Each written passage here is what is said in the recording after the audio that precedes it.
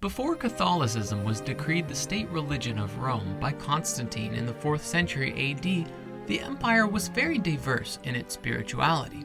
They worshipped many gods, including Greek and Roman deities, many of which were based upon philosophical concepts like love, virtue, justice, wisdom, and time, and celestial bodies such as the planets, constellations, and even the spirit of the planet Earth herself. During this time, early forms of Christianity were developing, and between the beginning of the AD calendar cycle and for about 300 years, there were two predominant Christian authorities that were known. One was a sort of literalist Christianity, rigidly authoritarian, which would eventually become the basis for the Roman Catholic Church. The other was known as Gnostic.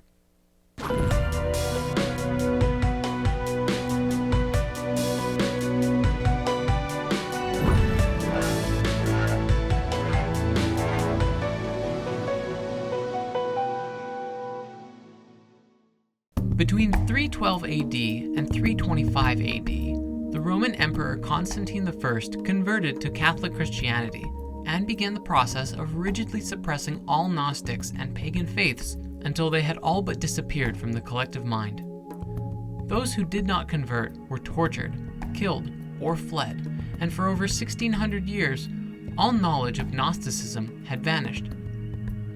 Very little was known about them or their beliefs until in 1945 a library of Gnostic scriptures were discovered in a cave near Nag Hammadi in Egypt. The information writ upon these scriptures has had a revolutionary effect on our modern understanding of early Christianity. The first thing that stands out about Gnosticism is the many predominant differences between these early Christianities. Catholics wanted to enforce a common creed on all Christians, a single unified doctrine based around 4 Gospels regarded as Holy Scripture, and the rest were consigned to the flames as heretical works of the devil. Gnostics, on the other hand, held a tolerance for all kinds of different beliefs and practices. In fact, Gnostics wrote hundreds of different Christian Gospels which were followed and discussed openly. A core tenet of Gnosticism is that our world is the creation of a false god or demiurge who pretends to be a benevolent creator. This demiurge is the same god that is worshipped in the Abrahamic faiths, but is in fact a malevolent impostor intent on keeping humans imprisoned in an artificial world of illusion and suffering. The only means of escaping is gnosis, Greek for knowledge, rising up from base materialism to reject the demiurge and break through into the higher world of the spirit.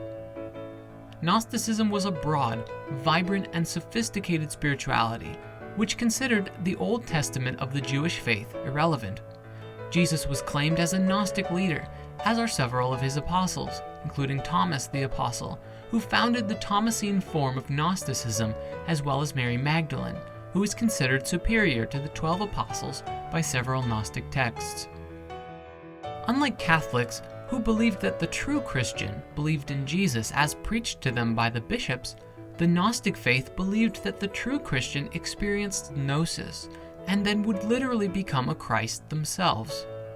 Belief in Jesus, then, was that he was a divine being who appeared in human form and then transcended the physical world, rather than the modern view that he was a being who was both fully human and fully divine.